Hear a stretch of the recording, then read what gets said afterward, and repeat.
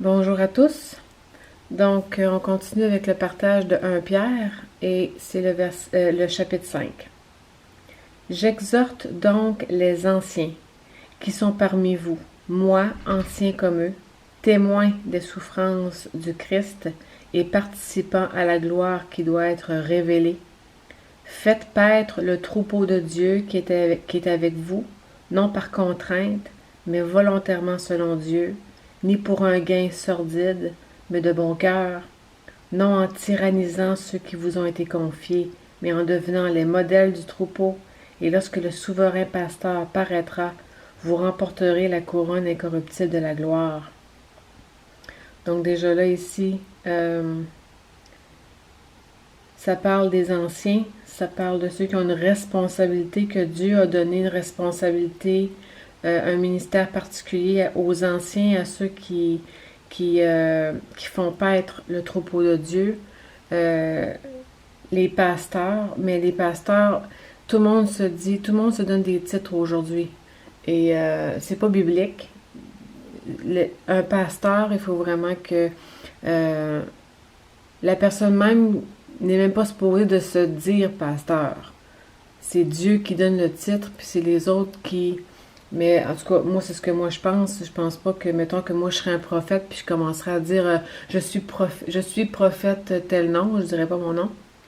Mais euh, moi, c'est pas quelque chose que je pense qu'on... évangéliste, je suis évangéliste, je suis pasteur, je suis prophète, je suis... C'est les gens, les brebis qui peuvent ou identifier que oui, t'es notre pasteur, mais bref, tout ce que je veux dire pour partager ce qui est là, on va essayer de rester le plus dans le contexte possible.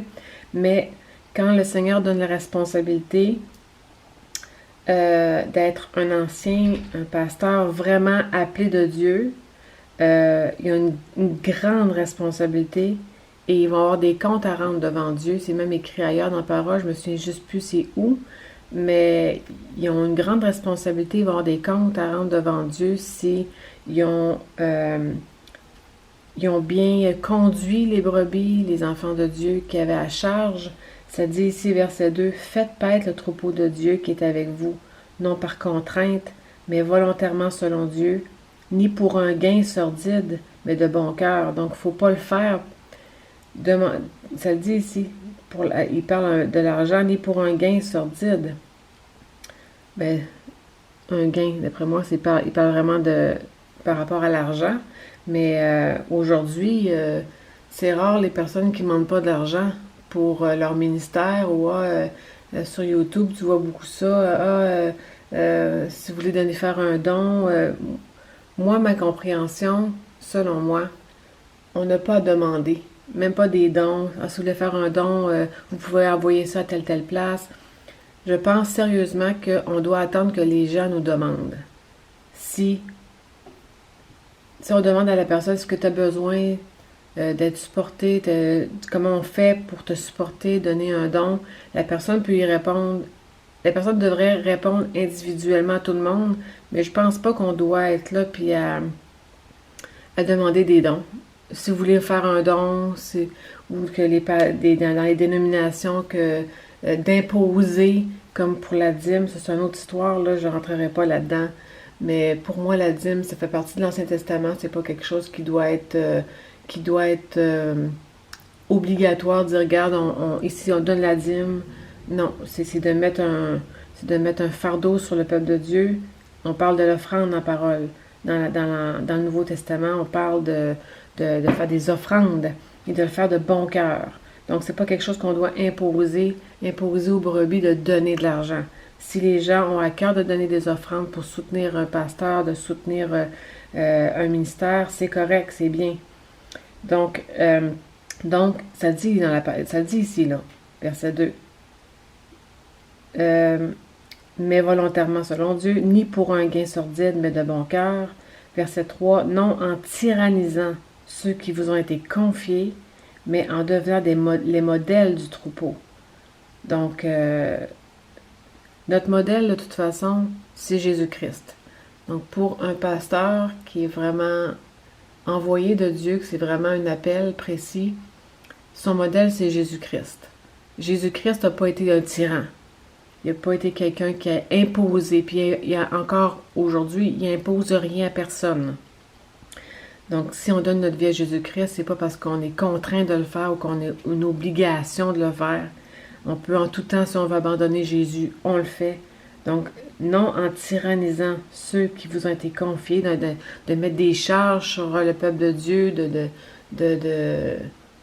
c'est ça, être tyran. Il faudrait même regarder la vraie définition de tyran, être un tyran dans un dictionnaire pour vraiment bien comprendre c'est quoi un tyran. Mais c'est quelqu'un qui est dominant, un tyran. Donc, non en tyrannisant ceux qui vous ont été confiés, mais en devenant les modèles du troupeau.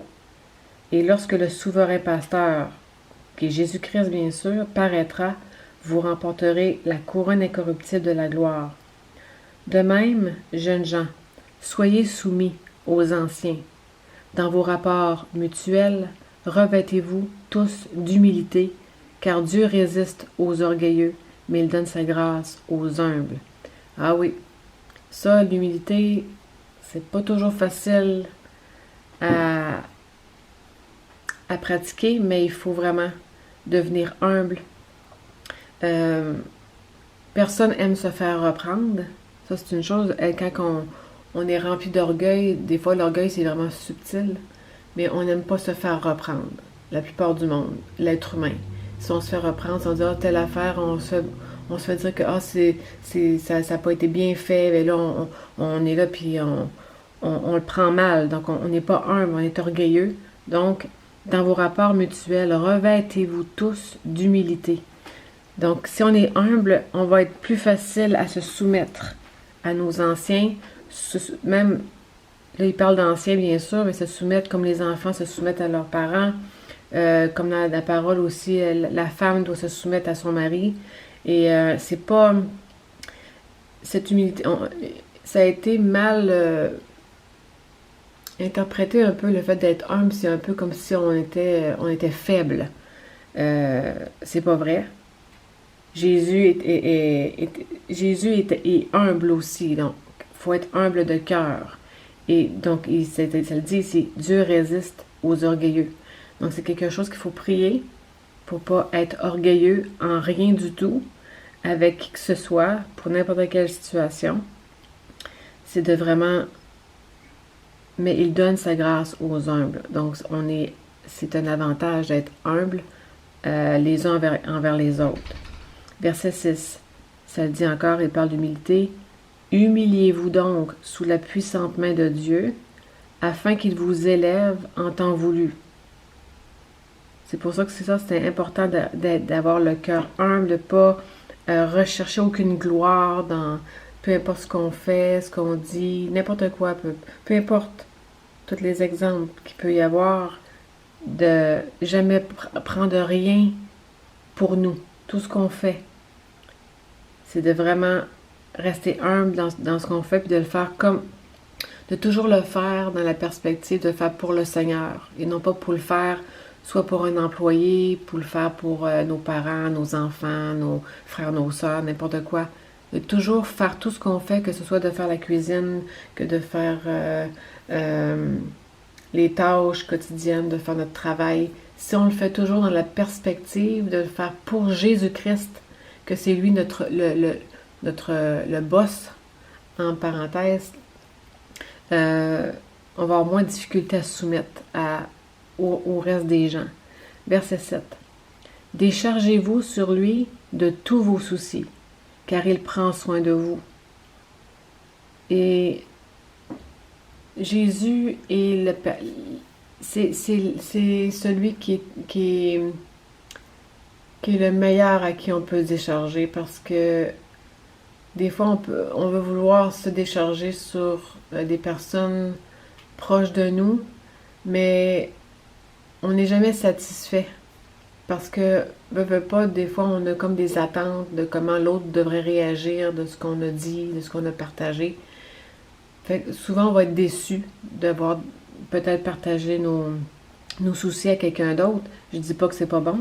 C'est bien de partager nos soucis avec d'autres, avec nos frères et nos sœurs, ou avec notre famille qui sont en Christ, parce que ils peuvent prier pour nous, c'est très important. Mais je pense vraiment que la personne vraiment très bien indiquée, c'est Jésus-Christ. Ça, c'est certain. Déchargez-vous sur lui de tous vos soucis. Il y a rien qu'on ne peut pas dire au Seigneur. On peut tout lui dire. Nos frustrations, notre peine, notre joie.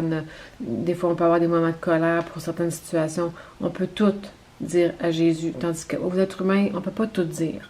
Mais à Jésus, oui. Puis Jésus va comprendre sans juger.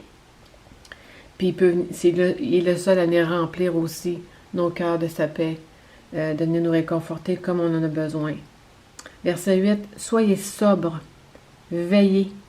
Votre adversaire, le diable, rôde comme un lion rugissant, cherchant qui dévorer. Résistez-lui, ferme en la foi, et sachant que les mêmes souffrances sont imposées à vos frères dans le monde. Soyez sobres. D'avoir une conduite sobre. La sobriété, c'est pour toutes sortes de choses. Soyez sobre, veillez.